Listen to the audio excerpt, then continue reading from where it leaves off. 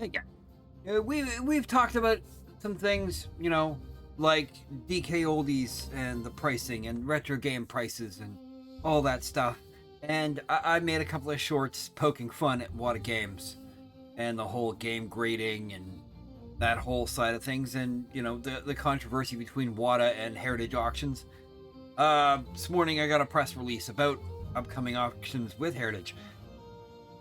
And as you can see behind me, we have a sealed first release copy of Duck Hunt. Just Duck Hunt. Graded 9.6, like A++ from Wata Games, on Heritage Auctions for $72.5 thousand for the bid. Like, current bid. Or the buyer's premium of $87,000.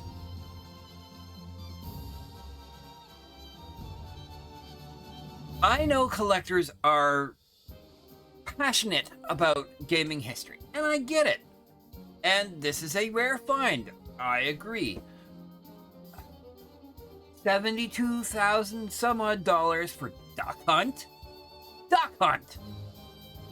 And the further down the rabbit hole we go, because they had some other items to highlight, we've got Nintendo Power for issue number 1 for $21,000.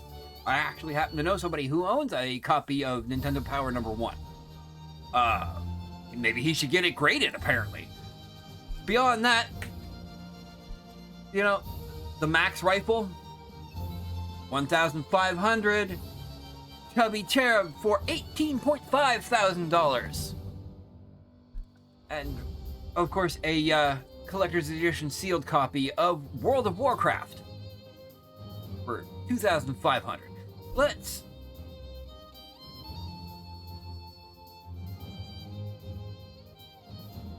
Games are not that old in the grand scheme of the universe. Duck Hunt is not that old.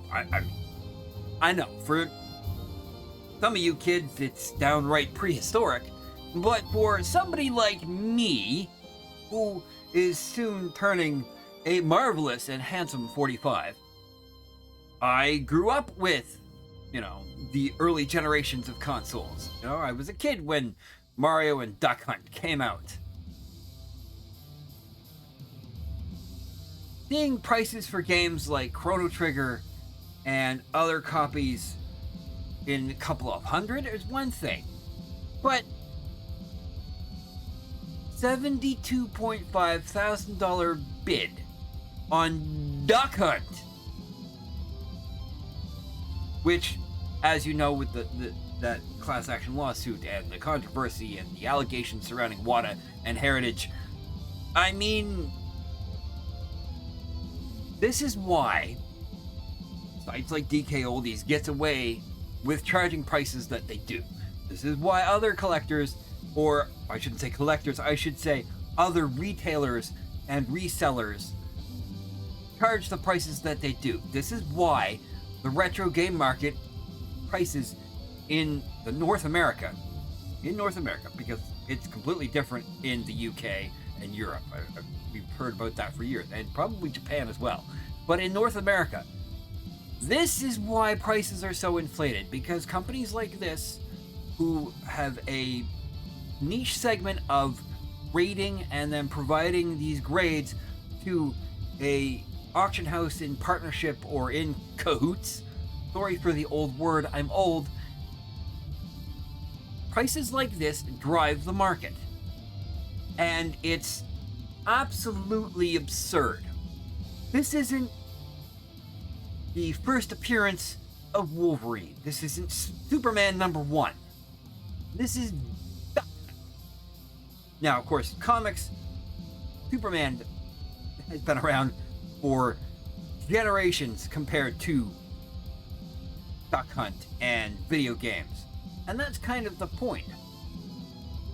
I don't know what cultural contribution Duck Hunt made other than to induce rage with kids my generation and the kids who played after. This doesn't even come paired with a gun. It's just a copy of Duck Hunt. It's not even the combo copy of Duck Hunt and Super Mario Brothers. It's just Duck Hunt. Like, It's absurd.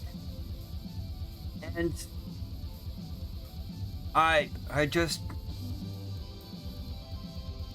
prices like this and the subsequent inflation of the market is what makes it difficult for collectors who are passionate about the games they collect to be able to afford certain titles. It's because the market has driven them so far over the edge that they're being priced out beyond a very rich few. And it makes it harder to preserve games as well, because the little museums that are trying to preserve video game history cannot just acquire copies for their museum for that preservation because of the pricing of these things. It's just, it boggles my mind. And then you wonder why we make videos about places like dkoldies and other online shops that are charging obscene prices. It's because they're pricing people out of the market. They're pricing collectors out of the market. They're pricing players who want to experience games again out of the market. And at some point, people need to stop and stop spending obscene amounts of money on these things. I get it. Some collector's going to buy this. They're going to treasure it, and they're going to think that they've got some iconic piece of video game history, or they're going to flip it and resell it to somebody else for even more money. It's just,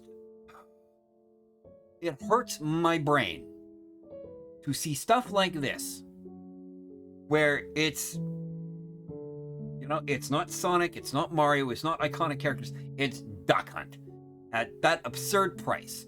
I don't care that it's a first release sealed copy that's never been touched by human hands other than the person who put it in the box. It's just insane. And I don't know where we go from here in terms of the entire retro gaming field. I really don't. The market is going to continue upwards, and fewer people are going to be able to collect, let alone observe these copies, because they're going to go into private collections of the uber rich, and then they might not be seen again. We've seen that happen with art and comics and books and anything else that people find worth collecting. Eventually they disappear from the market because they get bought up, or they get priced out to a point that it's beyond anyone's capacity to afford, and then they disappear. So it's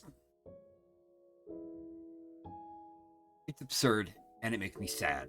And I hope whoever does buy this donates it to a museum, or at least actually preserves it, and not be a jackass and crack it open and go, "Oh, I got it," and do something really stupid with it.